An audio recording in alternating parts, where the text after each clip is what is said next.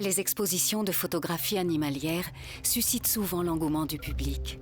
Le Festival international de la photo animalière et de nature se tient en France, à Montier-en-Der. Des dizaines de milliers de visiteurs se pressent chaque année pour s'ouvrir au spectacle fascinant de la nature sauvage. Mais derrière ces images qui rivalisent de beauté, il y a des hommes qui consacrent leur vie à nous faire découvrir et aimer la nature.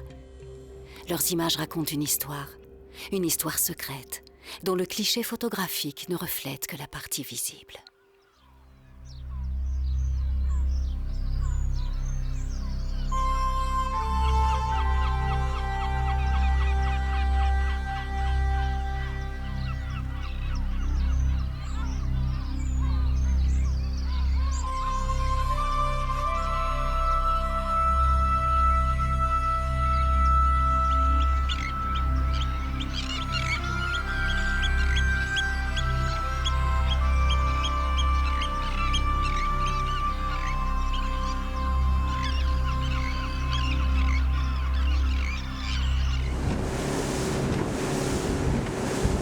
Nous sommes en Bretagne, dans l'archipel de Molène.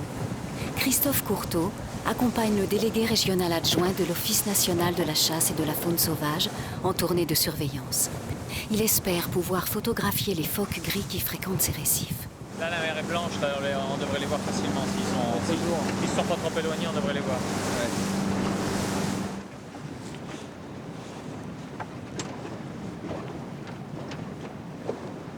Il y en a un. Muni d'un puissant téléobjectif, Christophe n'a que quelques secondes pour repérer l'animal, cadrer et déclencher. Il est là.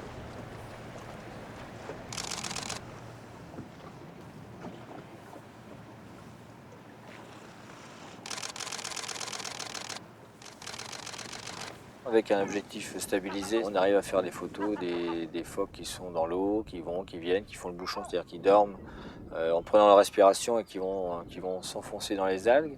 Quand ils reviennent à ce moment-là pour reprendre leur respiration, c'est le moment où on peut faire les photos des gros plans des têtes.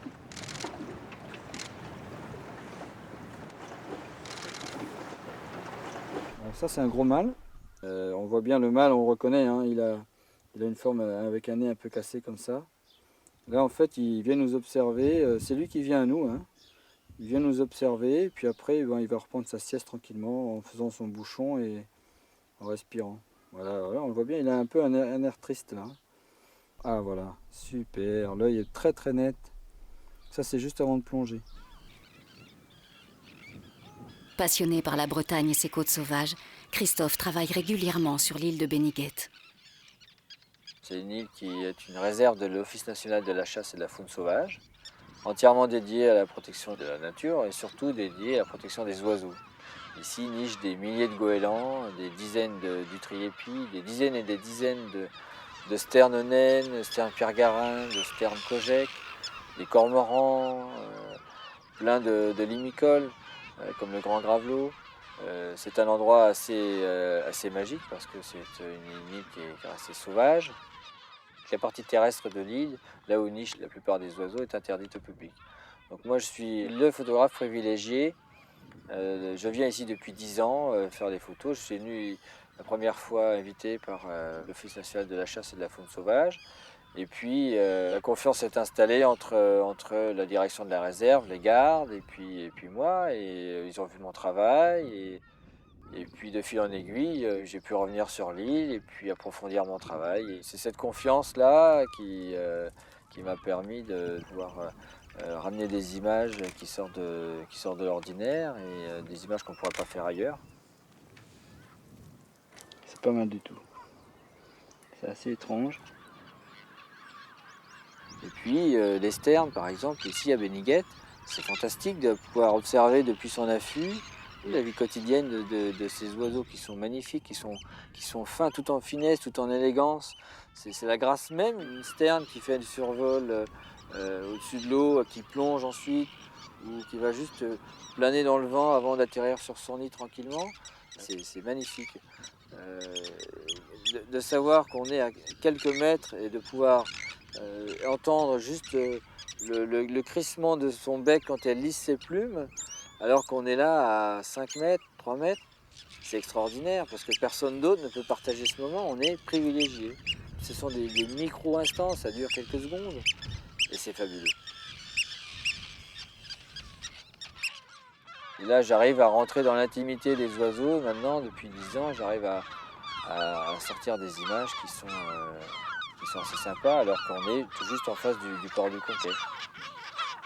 Donc ça reste une île très sauvage, très intéressante. C'est une île que j'adore. Et puis, j'aime beaucoup aussi aller travailler en Afrique australe, notamment Namibie, surtout Botswana. Et qu'en Afrique, on travaille essentiellement en voiture, alors qu'en France, les techniques sont très différentes. C'est surtout l'affût qui prime, l'approche, à pied, camouflé. Donc on a deux façons de travailler très différentes, en tout cas dans mon cas.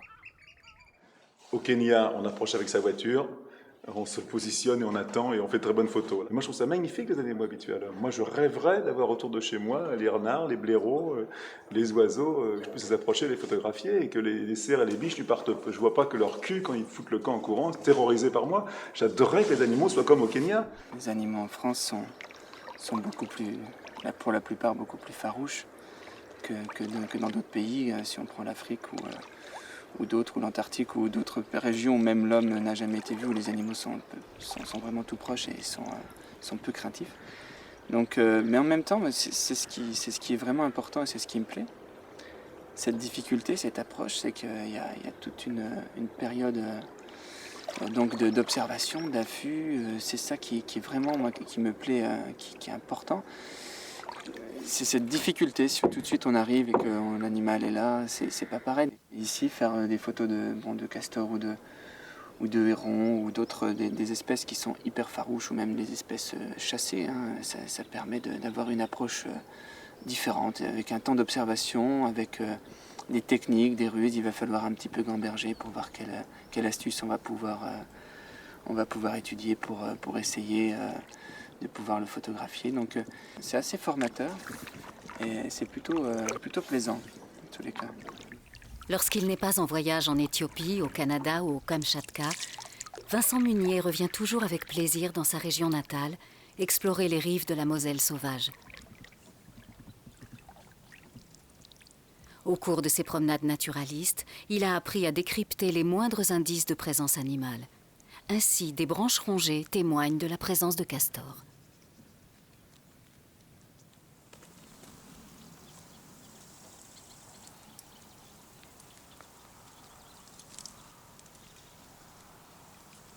Il y en a un qui est en lisière là-bas. Contrairement à son cousin américain, le castor européen est surtout actif la nuit. C'est donc au coucher du soleil que Vincent peut le voir sortir de son terrier. Ce soir, la lumière est idéale et le décor particulièrement esthétique. Des conditions indispensables pour le photographe. Vincent se dissimule non loin d'une branche de saule qui pourrait bien susciter l'appétit du rongeur. Il n'y a plus qu'à attendre que la gourmandise du castor l'attire par ici.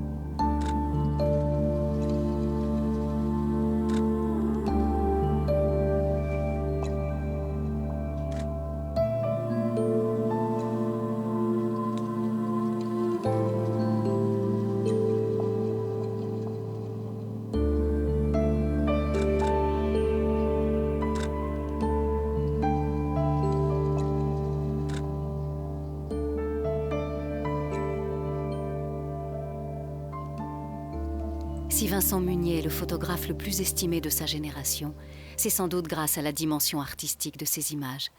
Il réussit à sublimer même les espèces animales les plus communes. Une photo de mésange, donc un oiseau très commun, la mésange noire, que l'on trouve un peu partout dans toutes les forêts de France. Donc là, j'ai vraiment essayé de mettre, comme souvent, l'animal dans son milieu. Donc l'animal est relativement loin. Essayer de saisir une certaine attitude et toujours la lumière qui fait une image, c'est très, très important. Donc là, tout était, pour vous dire, je ne suis pas arrivé comme ça au détour d'un sentier et j'ai vu une mésange passer, je l'ai faite en photo. Non, là, ça demande quand même beaucoup de travail, beaucoup de réflexion. Cette branche qui était très jolie, j'avais repéré qu'à une heure bien précise, il y avait un jeu de lumière qui était très chouette, avec un fond qui était sombre derrière. Donc je voulais la faire en vol dans cette partie noire. Donc là, il y a des petites astuces. Donc là, il y a des petits, je la nourris, je mets des graines de tournesol. Et puis j'attends de saisir ce moment. Et la lumière, en plus, ne durait que très peu de temps, ce contre-jour-là. On peut apercevoir le givre sur les branches qui donne aussi un caractère assez sympa. Un photographe, c'est avant tout un regard. Avec un matériel très basique, par exemple un appareil réflexe et un objectif 50 mm, vous pouvez faire des images exceptionnelles. Utiliser une très longue focale, c'est-à-dire 500 mm ou plus, permet d'isoler beaucoup plus le sujet dans son environnement et de jouer avec le flou autour pour centrer le regard sur le sujet photographié.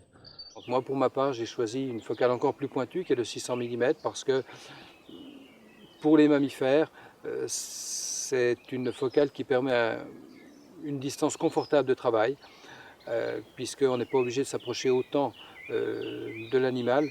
On peut le voir mieux évoluer dans son milieu. Par contre, c'est un monstre à transporter, c'est très lourd et il faut être relativement costaud et sportif pour faire de l'approche avec un 600 mm, plus un trépied naturellement, qui est quand même très encombrant. Un petit matin du mois de mai dans les Vosges.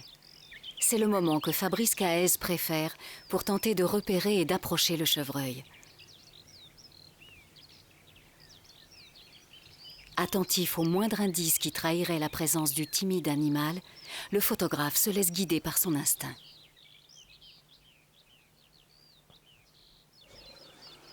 Voilà, petite pincée de talc qui s'envole, ça nous indique dans quel sens souffle la brise, puisque ce matin il n'y a pas énormément de vent. Toujours avancer avec le vent de face, si l'on veut photographier des mammifères. Un renard, un chevreuil est capable de sentir une présence humaine à 150 mètres ou 200 mètres, donc on n'a pas le droit à l'erreur.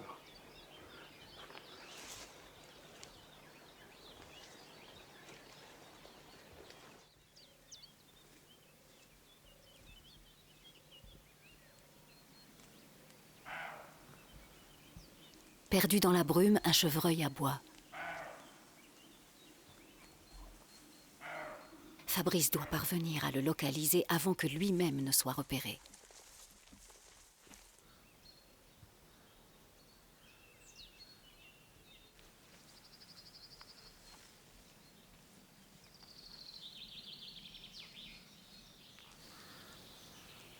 Le décor est très joli et c'est vrai qu'on commence à penser à une belle photo. D'autant que le soleil perce la brume avec des tons pastels qui seraient au conditionnel du plus bel effet.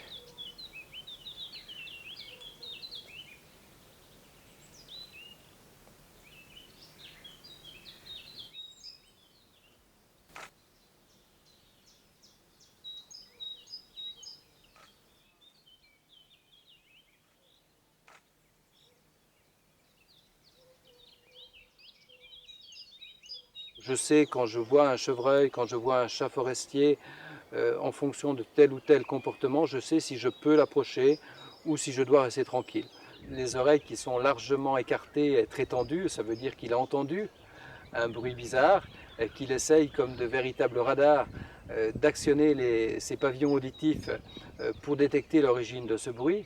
Et quand on voit le chevreuil, par exemple, qui cherche à contourner le photographe pour mieux prendre son vent, on sait que là, de toute façon on ne pourra pas aller beaucoup plus loin dans la séance photographique. Plutôt que d'espérer le passage du chevreuil en un lieu fixe, Fabrice préfère garder sa mobilité pour le repérer de loin. Il peut ensuite tenter de l'approcher subrepticement, tout en se confrontant au sens aiguisé de l'animal. L'approche photographique, l'approche des mammifères, est pour moi la méthode la plus palpitante, la plus vivante en tout cas, la plus sportive. Et c'est celle qui nous propose sûrement les plus belles sensations, parce qu'on n'a pas le droit à l'erreur, on se retrouve à égalité avec l'animal. Et quand on sait combien les sens d'un animal sauvage sont exacerbés, eh bien on n'a pas le droit de faire trop de bruit, on doit toujours être bien dissimulé, et c'est ce qui est palpitant. Alors quand l'animal en plus ne vous a pas vu, quand vous arrivez mètre par mètre à défier sa méfiance, eh bien c'est un véritable régal, parce que c'est là que naissent les plus belles sensations. Et donc c'est vraiment cette technique de l'approche que je préfère. La plus belle des sensations est sans doute de croiser le regard de l'animal, le regard en particulier de certains prédateurs comme le renard ou le mystérieux chat forestier. Croiser un jour dans son viseur les fabuleuses prunelles vertes du chat forestier est un moment très fort, un moment très fort pour qui aime la nature sauvage, pour qui aime le mystère, pour qui aime l'authenticité, pour qui aime la profondeur d'un regard. Fabrice a repéré un chat forestier. Le félin lui tournant le dos, il pourrait s'en approcher discrètement en suivant la haie du champ. Mais deux chevreuils viennent justement de sortir de la forêt. En voyant venir le photographe, il s'enfuirait immédiatement, ce qui alerterait le chat forestier.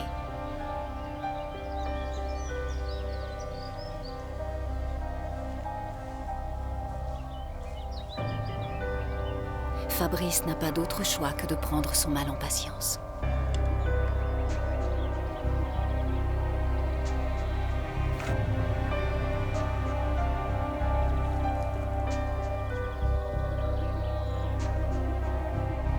Fabrice peut enfin se glisser silencieusement le long de la haie.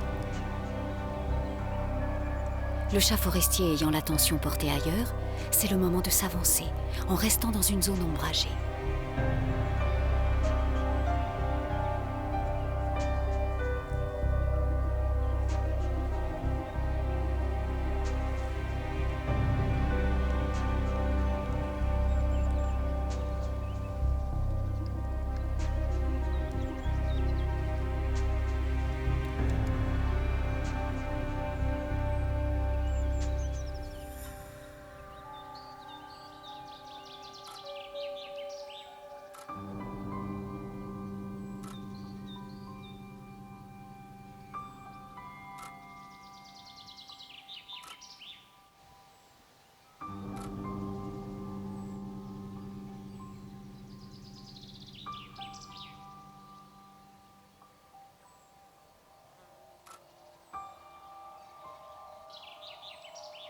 S'il s'assoit, c'est qu'il y a quelque chose qui commence à l'interpeller. Alors dans ce cas-là, il faut mieux arrêter de déclencher, arrêter de bouger, savoir attendre 5 minutes, un quart d'heure, parfois 20 minutes, parce qu'un chat forestier est un animal très flegmatique, qui va prendre son temps, et il faut savoir être aussi patient que lui. C'est seulement lorsqu'on connaît bien son sujet, qu'on sait exactement par quel endroit il va arriver, quelle direction il va prendre. Et c'est quand on connaît tous ces éléments-là qu'on peut réaliser de bonnes images. Mais jamais comme ça par hasard, ou alors très gros coup de chance. Je crois que la chance est à mettre surtout au profit de la persévérance, au profit de l'instinct, au profit de la connaissance, au profit de l'expérience, au profit aussi parfois, pourquoi ne pas le dire, du talent. Et c'est tout ça qui fait un photographe animalier. Dire j'ai eu un coup de chance, oui bien sûr on a eu un coup de chance, mais si on n'avait pas été là à ce moment-là, si on n'avait pas choisi d'être là, la chance ne serait pas venue. La part du hasard, elle existe bien entendu, la part de la chance aussi, mais elle est quand même reléguée au deuxième plan. C'est essentiellement la préparation dont va dépendre le succès de la photo. Un affût mal préparé, c'est un affût qui va échouer pratiquement à tous les coups. Donc la préparation, l'observation préalable, c'est la clé de la réussite. Je vais installer mon affût en fonction de ça, par rapport à un spot particulier, où je sais que l'animal va venir là, il a ses habitudes, il va passer ici. Bon, ben j'oriente mon affût en fonction de ça, de façon à avoir, soit je choisis un contre-jour délibérément, et là je vais me mettre à l'opposé, ou alors au contraire, je vais essayer d'avoir un angle qui correspond en fonction du terrain, parce qu'on ne peut pas toujours se mettre là où on veut, effectivement, s'il y a de l'eau, s'il y a un trou. Tout état de cause, c'est la préparation, l'observation, longue parfois, qui demande plusieurs semaines parfois. C'est ça qui conditionne la réussite. Le problème dans ces cas-là, c'est plutôt d'arriver à construire un affût, qui est quand même un truc important hein, dans un milieu naturel. C'est une construction qui se voit, même si on essaie de la faire de la façon la plus discrète possible. Et il ne faut pas que les animaux soient perturbés par cette construction-là. Normalement, ils n'ont pas conscience de notre présence, parce qu'on vient, quand c'est des espèces difficiles, on vient à la nuit, on ressort à la nuit pour pas qu'ils puissent nous voir approcher. Et par contre, notre affût, il faut bien le mettre, et ça, ils sont obligés de le voir. C'est ça qu'ils doivent accepter. Il peut même arriver que l'affût soit placé au pied d'une cascade, comme lorsque Daniel Magnin photographie le cincle plongeur. Le cincle plongeur, c'est un oiseau très discret, avec des couleurs assez ternes finalement, mais il est très original par son comportement. C'est un oiseau qui ne quitte jamais la rivière. C'est le seul passereau qui est capable de nager, de plonger et qui va chercher sa nourriture au fond de l'eau. Pour repérer le nid ici, ça s'est passé tout d'abord à l'automne, à un moment où la cascade, il y avait très peu d'eau dans la cascade, et j'en ai profité pour faire un repérage, et ça m'a permis de voir qu'il y avait un ancien nid, donc au printemps suivant, je suis venu voir si le nid était de nouveau occupé.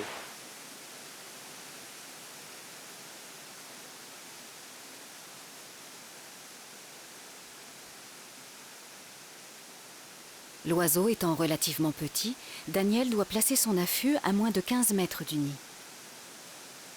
Le nid est invisible parce qu'il est caché par l'eau qui tombe à gros bouillon. Les jeunes ont déjà une bonne quinzaine de jours. Et le couple de 5 donc, va et vient très régulièrement le long de cette rivière pour leur apporter du ravitaillement. Les cincles font une grande consommation de ces larves de frigane qu'on appelle aussi les traîne-bûches. Il va les pêcher en s'immergeant donc complètement sous l'eau et en retournant les galets avec son bec. Ne pouvant se permettre d'effrayer le couple d'oiseaux en période de nourrissage des petits, Daniel profite des quelques minutes où les cincles quittent le nid pour installer son affût.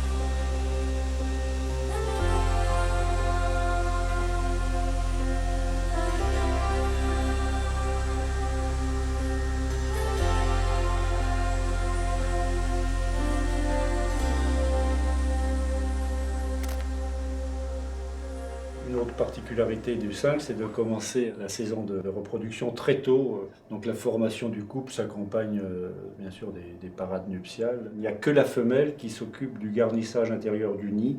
Le nid du cincle est toujours construit au-dessus de l'eau, ce qui fait que les jeunes cincles sortant du nid avant de savoir voler, leur premier contact avec le monde extérieur, c'est une chute dans l'eau. Les jeunes étant sortis du nid continuent d'être nourris par les parents et on les voit ici à l'approche de l'adulte ouvrir grand le bec et se prosterner comme ils ont l'habitude de le faire en relevant les ailes et en criant beaucoup. En Franche-Comté, Florent Cardinaux souhaite photographier des renardeaux nés quelques semaines plus tôt.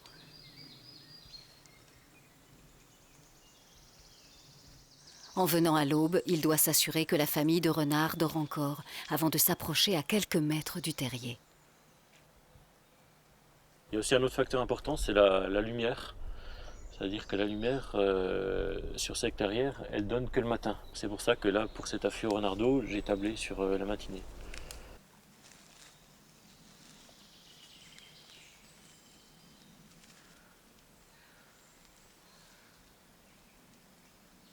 C'est très important aussi de ne pas se faire repérer, parce qu'une fois que vous êtes repéré par l'animal, c'est beaucoup plus difficile par exemple d'avoir des attitudes naturelles.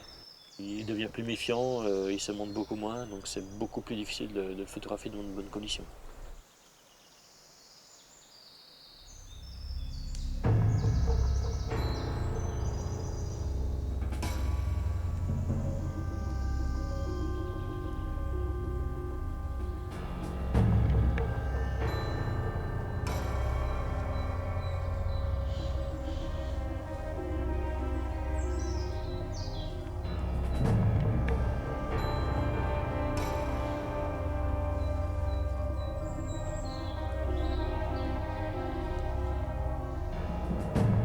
Pour mieux se fondre dans le cadre végétal, Florent construit directement son affût sur place.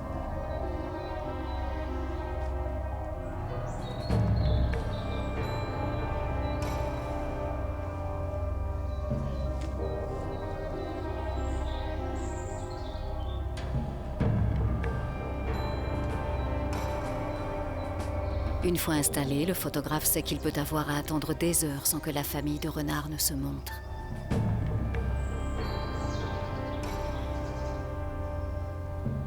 Mais en ce cas, la matinée n'aura pas été perdue pour tout le monde.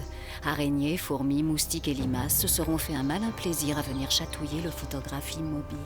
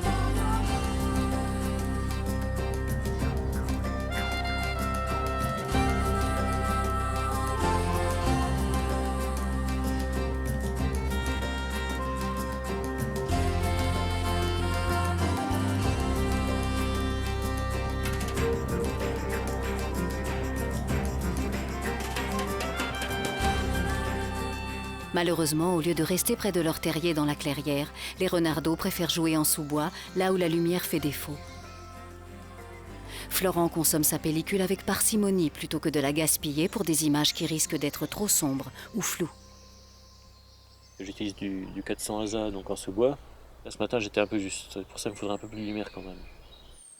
Mais bon, de toute façon on n'est jamais satisfait à 100% d'une image, donc en général ce que je fais c'est que j'y retourne plusieurs fois, je persévère. Et puis un jour, alors là, tout est parfait, toutes les conditions sont réunies. Et c'est là qu'on fait la grande image. Et alors quand cette photo-là arrive, alors là c'est vraiment le grand moment, quoi. Là on sait pourquoi on s'est battu, on sait pourquoi on s'est levé tôt le matin. Mais je pense qu'une bonne photo, elle se pense avant. C'est-à-dire, moi j'ai souvent l'image en tête. Je pense l'image et ensuite j'essaye de recomposer cette image, quoi. Dans la vérité, dans la réalité. Une bonne photo, pour moi, c'est la photo qui réunit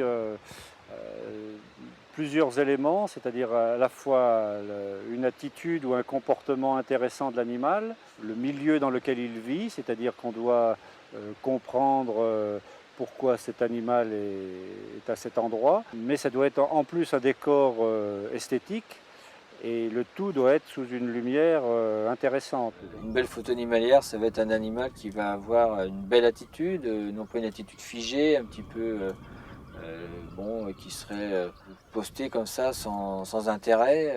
Après, que ce soit une espèce rare ou pas, c'est presque secondaire. Si on fait une photo de colvert sous l'eau, comme on a fait sur le lac Léman par exemple il y a quelques années, qui est vraiment sympa avec une belle composition et comme c'est vu sous l'eau, un angle original, on trouve ça aussi bien que d'aller faire une photo de lynx, peut-être pas, mais bon, d'un animal rare en tout cas. C'est vrai que c'est la force de la photo elle-même, de l'image qui parle. Plus l'animal est rare et difficile à voir, plus ça va être documentaire et moins on pourra innover. Moi, j'ai essayé de faire des photos du rarissime ours du Gobi, il n'en reste qu'une vingtaine au monde, ou de la panthère des neiges. Là, si vous voyez l'animal, déjà, c'est extraordinaire. Si vous l'avez en photo, c'est le scoop, même si la photo est un peu loin et mal cadrée. Donc là, on ne peut pas innover. On peut innover qu'avec des espèces très, très communes, qu'on a l'habitude de voir, des espèces faciles. La notion même de la bonne photo, chez nous même, a évolué au fil du temps, c'est bien évident. Je pense que d'ailleurs pour la plupart des photographes animaliers, dans les années 80, on faisait rarement une belle photo d'animaux. Faire une photo d'animaux à l'époque, c'était, avec le matériel qui était quand même beaucoup moins performant, c'était réussir à approcher suffisamment un animal pour l'avoir plus ou moins en gros plan, si possible avec une belle lumière sur la photo. À l'heure actuelle, c'est plus ça, c'est bien plus compliqué que ça. Il faut une belle composition, il faut une approche esthétique, c'est différent. Et ça, c'est l'évolution de notre travail, et c'est aussi l'évolution du matériel qui permet maintenant d'imaginer les photos, des photos qui n'étaient même pas envisageables il y a encore 10 ans. On cherche maintenant des photos différentes, quoi. On cherche des photos. Moi, je me rappelle, j'étais allé en agence, j'étais tout fier, j'avais fait des photos de perdrix bartavel. C'est un oiseau quand même assez difficile à photographier, un animal très, très discret. Et puis j'avais montré mes photos, et puis le gars il me disait, mais c'est statique ça, tu posé sur un caillou. Non, je veux de la bartavel en vol. C'est impossible, la bartavel en vol, elle décolle à 80 à l'heure, elle tombe comme un caillou dans le vide, c'est impossible à faire. Et donc les gens souvent ne se rendent pas compte. Il y a eu une époque pour ça où on n'avait pas le matériel qui permettait de faire des photos d'action, où on ne voyait, il y a 30 ou 40 ans, que des animaux figés, postés, avec des attitudes un petit peu ahuries comme ça. Maintenant c'est fini, on essaye on a la technique qui nous permet d'avoir du mouvement dans l'image. Une photo d'un mouvement, ça va te figer le mouvement dans une attitude que l'œil ne verra jamais. C'est ça qui est extraordinaire. Surtout quand on travaille avec des hautes vitesses, une hermine qui bondit, l'œil humain voit une flèche blanche qui passe à tout, on voit rien. Est-ce que la photo est extraordinaire pour ça? Et puis bien sûr, alors avec les très hautes vitesses, moi j'en fais pas, mais les gens qui font des photos de papillons en vol, c'est extraordinaire. On voit les ailes du papillon qui se courbent, ce qu'on ne verrait jamais à l'œil nu. La photographie de papillons en vol est justement la spécialité de Ghislain Simard. Cet ingénieur a construit un dispositif spécial pour réaliser des images hors du commun. Je monte un grand angle pour faire la prise de vue en contre-plongée. C'est à peu près là qu'on arrête de faire de la photo normale. J'ai commencé par photographier les papillons gentiment posés sur une fleur, ce qui est déjà pas si simple que ça, pour finir par me rendre compte qu'il manquait quelque chose de très important dans mes images, et qui était lié au fait que les papillons sont de vraies fleurs volantes et ils passent plus de la moitié de leur existence à voler, et j'avais pas une seule image de papillon pris en plein vol. Photographier un animal qui mesure 2 ou 3 cm et qui se déplace à 30 km/h et qui bat 20 ou 30 fois des ailes par seconde, ça devient une photo d'action très très rapide, qui nécessite d'avoir des temps de pause souvent extrêmement courts, largement au-delà de 1/10 millième de seconde. J'ai commencé à mettre au point mes techniques alors que j'étais élève ingénieur à Besançon, et après une dizaine d'années d'efforts, j'ai réussi en fait à surmonter les différents défis techniques qu'il faut relever pour réussir à photographier enfin les papillons en vol dans leur milieu sans que la technique soit présente dans l'image.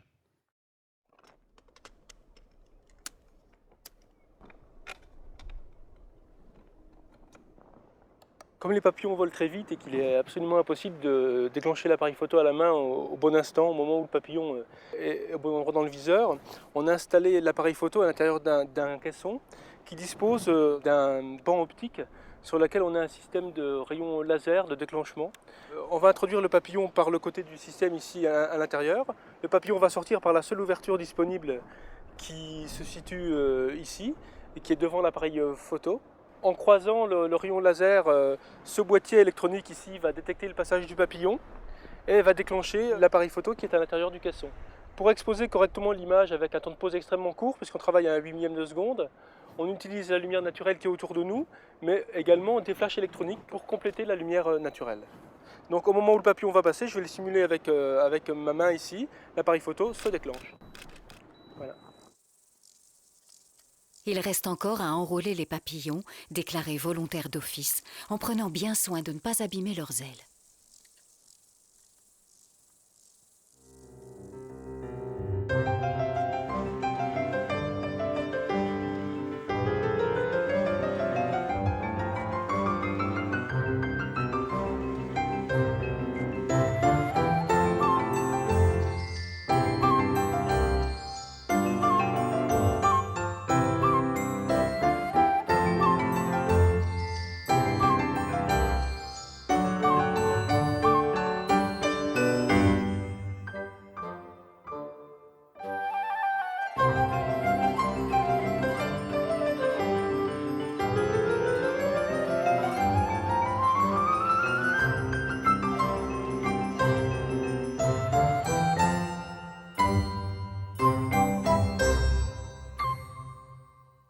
Ce que j'essaye de faire, c'est de montrer tout autant le papillon lui-même que l'environnement dans lequel il évolue.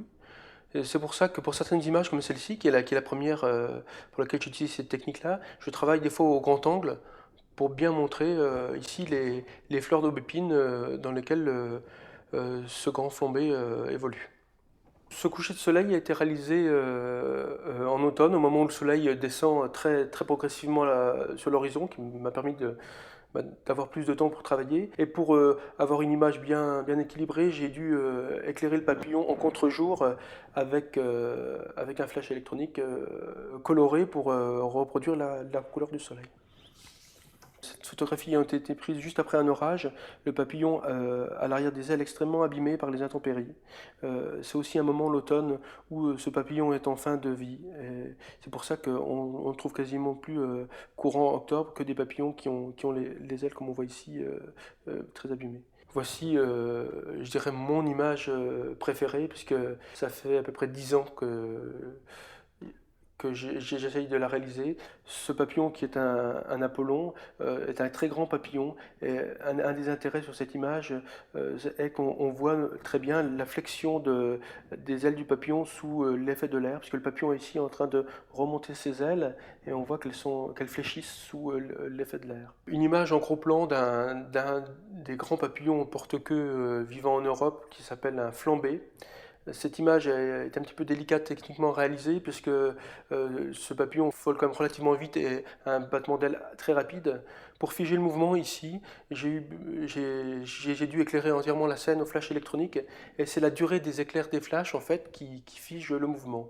Cette image a été prise avec une durée d'exposition de seulement 1/30 millième de seconde. J'ai passé de nombreuses années à relever les défis techniques qui permettent de photographier les papillons en vol. Et j'ai été très honoré en 2004 de recevoir pour cette image-ci une mention technique de la part du jury du concours du Festival international de photographie animalière de Montier-en-Der, qui est quand même pour moi vraiment une reconnaissance du travail accompli pour arriver à ce type d'image. Au niveau matériel, les évolutions techniques depuis qu'on a commencé, ça a été fantastique. Nous, on a commencé nos premières images, on voyait à peine à travers le viseur, c'était un dépoli qui était très gris, très noir. Il fallait vraiment regarder à côté de l'appareil pour savoir si la lumière était bonne ou pas et si on pouvait faire des photos à ce moment-là. Après, on a eu une grosse évolution qui nous a énormément aidé pour le type de photo qu'on fait, c'est l'autofocus. Avant, une photo d'oiseau en vol, c'était un miracle. Maintenant, c'est devenu facile. Et puis après, il y a eu effectivement l'arrivée du numérique, là, en ce qui nous concerne, c'était il y a 2 ans. Et ça a aussi apporté pas mal de choses. Ça n'a pas que des bons côtés d'ailleurs, mais ça en a certains. C'est tout bêtement au niveau prise de vue, on a besoin de beaucoup moins de lumière. Et du coup, on peut faire des photos beaucoup plus tard le soir, beaucoup plus tôt le matin, avec des lumières sous la pluie, des lumières très grises, et ça rend des choses vraiment bien qu'on ne pouvait pas faire avant. On est obligé après de télécharger nos images sur un ordinateur. On peut être vite tenté de modifier l'image et modifier les couleurs. C'est pas facile. Donc la diapo, elle était là, on avait l'hectale original, on ne pouvait vraiment plus tricher. Maintenant, avec le numérique, ça ouvre un peu plus possibilité à modifier les images. Et ça, pour moi, c'est important, surtout dans la photo de nature, en tous les cas, de le dire que l'image n'a pas été modifiée. Je veux garder cette authenticité. Après, c'est des documents qui sont naturels, qui sont vrais. Après, il ne faut pas que le grand public ait cette ambiguïté de se dire est-ce que c'était trafiqué ou non. C'est pourquoi certains photographes, comme Florent Cardinaux, préfèrent encore travailler en argentique. Car si le coût de la pellicule limite la productivité du photographe, les contraintes du travail sur diapositive témoignent de la qualité de son savoir-faire. Je travaille en diapositive. La diapositive permet vraiment de restituer les couleurs fidèlement. Donc on travaille par exemple avec des lumières, des contre-jours qui seront rendus très fidèlement sur la diapositive. Je ne recadre jamais également mes photos. Donc il faut que tout soit parfait dès la prise de vue. Quand j'appuie sur mon déclencheur, il faut vraiment que tout soit parfait. Pour certaines photos, les bonnes conditions sont réunies sur uniquement une dizaine de minutes. Par exemple, pour mes contre-jours sur le soleil couchant, ils sont réalisés vraiment dans les 10 dernières minutes de soleil.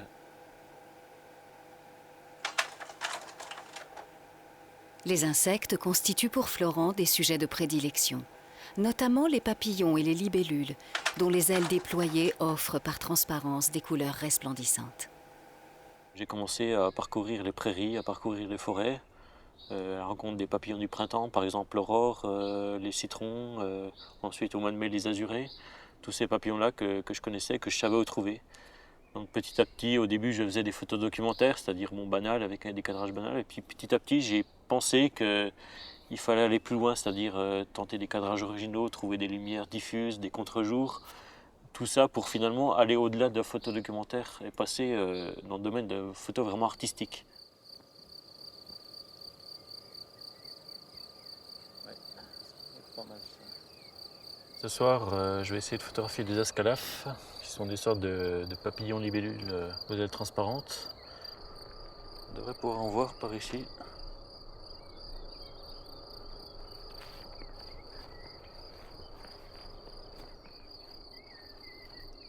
Ah si, les voilà, ils sont sortis. Ah, ça c'est bien, c'est la première fois que je les vois là. Il est pas mal celui-là avec le soleil en contre-jour là.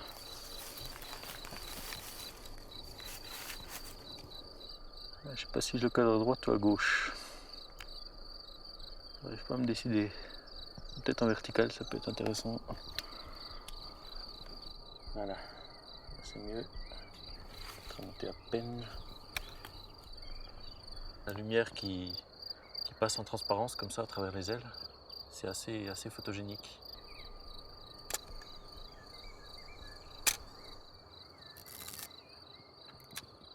Je vais tenter une photo au 18 mm en contre-plongée sur fond de ciel. Ça peut être intéressant. Donc il va falloir l'approcher très près, éviter qu'il s'envole évidemment.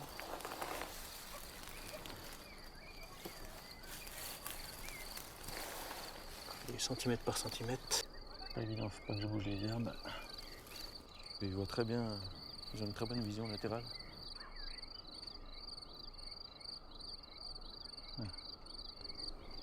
Et merde. Ah, le voilà, il s'est reposé là. Il faut que j'écarte les graminées devant pour installer mon appareil. Voilà, on y va tout doucement. Ah, il était plus rapide que moi, c'est pas grave, il va se reposer un peu plus loin. Voilà, ça y est, j'ai trouvé une tige, il va monter au sommet.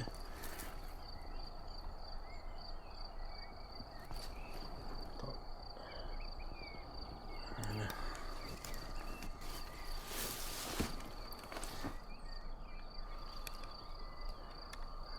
Il n'est pas cabotin celui-là. J'essaie d'en trouver un autre là.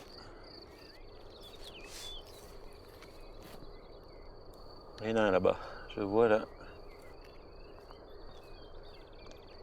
Voilà, c'est bien.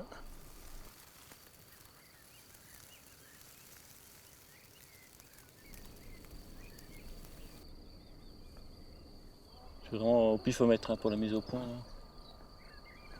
Un peu au petit bonheur de la chance, mais bon.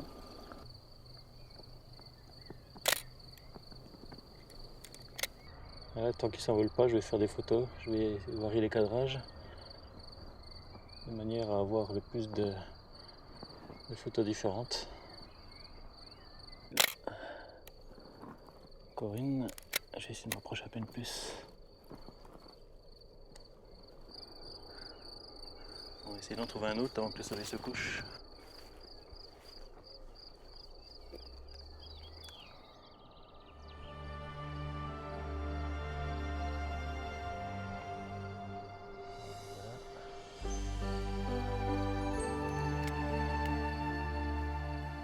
Chaque photo finalement demande des conditions particulières. Alors souvent, les aléas climatiques font que la photo ne peut pas être réalisée un soir. Donc je retourne le soir suivant, etc. Donc finalement je persévère jusqu'à obtenir la photo qui me plaît vraiment, qui me rend heureux finalement, quoi. La nature finalement, je l'ai apprise comme ça sur le tas. Hein. Et puis vers l'âge de 18 ou 20 ans, c'est là que la passion de l'image est venue se greffer là-dessus. C'est le jour où j'ai vraiment tenu pour la première fois un appareil dans mes mains. Ça a été un jour extraordinaire parce que là j'ai compris que finalement on pouvait figer un mouvement de vie, un instantané de vie pour l'éternité finalement. Alors que ce moment il continuait ensuite, il se modifiait. Tout est éphémère, un papillon qui naît, il vit quelques mois, quelques semaines et puis il meurt. Mais la photographie permet de figer comme ça ce moment de vie. Et c'est ça qui est important pour moi. Cette photographie de faucon pèlerin elle représente beaucoup pour moi. Le faucon pèlerin, c'est un oiseau mythique tout d'abord. C'est l'oiseau le plus rapide du monde. Il vole très très haut pour repérer ses proies, des oiseaux. Et il fond sur elles ensuite en repliant ses ailes. Et c'est à cette occasion qu'il peut atteindre des vitesses dépassant les 300 à 400 km/h. Souvent il a des branches perchoirs au sommet de la falaise, au-dessus du vide, sur lesquelles il a ses habitudes. C'est aussi un oiseau très farouche, c'est-à-dire qu'il faut déjà l'habituer à la présence de l'affût avant de commencer les prises de vue. Donc souvent je pose mes affûts environ 2 mois à l'avance, de manière à ce que l'oiseau s'y habitue bien, avant seulement de démarrer la phase de prise de vue. En faisant beaucoup d'heures d'affût, en général je fais 5 ou 6 heures d'affût d'affilée, j'arrive comme ça à photographier cet oiseau. Avant d'intégrer son affût, Florent doit préalablement s'assurer que le faucon n'est pas déjà posé sur la branche. Ces affûts se trouvent vraiment au bord du vide, hein, il ne faut pas avoir peur du vertige, dans des conditions souvent assez précaires, puisque cet oiseau se pose vraiment sur des branches au-dessus du vide.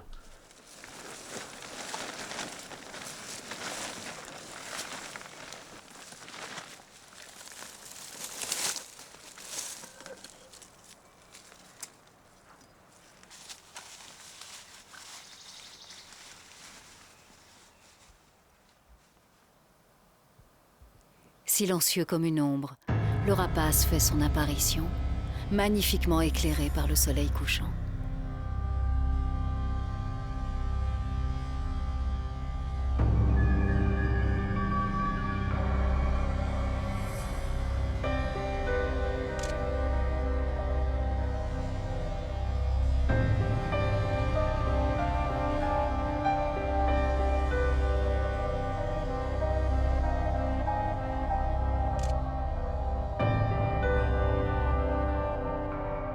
C'est un oiseau assez rarement photographié. J'ai passé beaucoup de temps sur le terrain pour le photographier. J'ai eu beaucoup de désillusions, mais lorsqu'on réussit une photo de lui, c'est vraiment un grand moment.